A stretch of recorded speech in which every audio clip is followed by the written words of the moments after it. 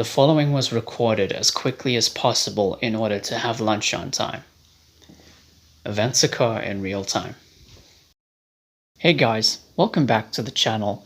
Today I'm going to be looking at 24 Redemption, the made-for-TV movie. So in 24 Redemption, nearly 4 years after the events of Season 6, Jack Bauer now works as a missionary in the fictional African country of Sangala, and in a very short space of time, he has to contend with a rebel militia who are planning to kidnap children to be recruited as soldiers. So this being pretty much a 90-minute movie as opposed to a 24-episode season of television, I often find this installment of the 24 franchise to be very overlooked, because I actually enjoyed it more than at least half the seasons of the show. And despite its short length, it was a good change of pace for the franchise. So you're probably wondering why this particular story in the 24 universe ended up being a movie as opposed to another full-length season. Well, fun fact, this movie was originally intended to be the basis for Season 7. But due to the writer's strike going on at the time, which I've talked about in some of my other videos, that obviously wasn't going to happen. So they had to compromise and they decided to make a movie instead. So let's get into it.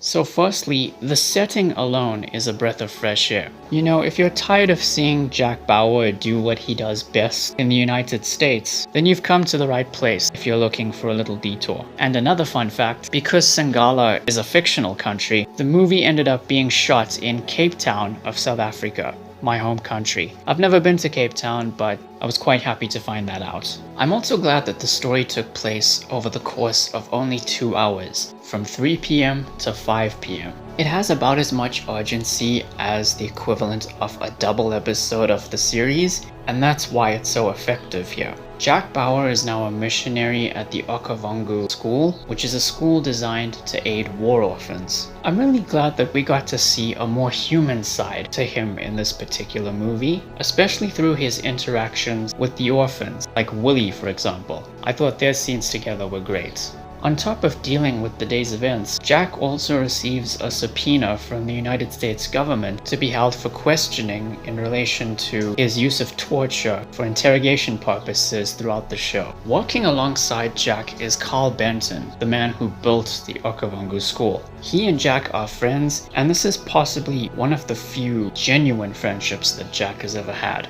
There's a few new characters introduced here who will play more pivotal roles in Season 7, such as Allison Taylor, a Republican presidential candidate, and there's even a special guest appearance by John Voight as Jonas Hodges, a member of an organization known as Starkwood. As far as the villains go, there's General Benjamin Juma, played by Tony Todd, who we all know as the Candyman. Be my victim.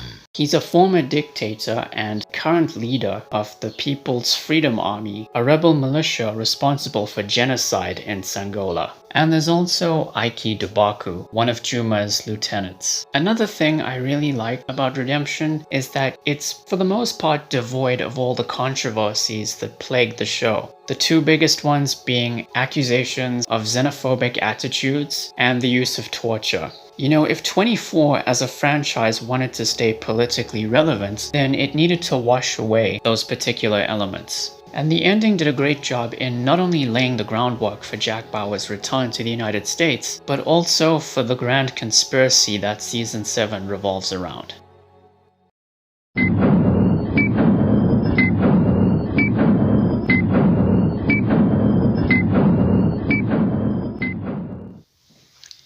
Now, I don't have too many issues with Redemption, but the first one is just the length of it. You know, it's only 90 minutes, so everything just felt kind of rushed. I know that there's a director's cut of the movie, but I can't seem to find it anywhere, and even that runtime isn't long enough in my opinion.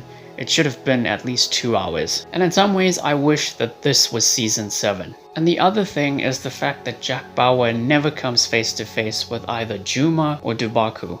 I understand why this was done, but I still feel that we were robbed of something like that. You know, it could have been the icing on the cake.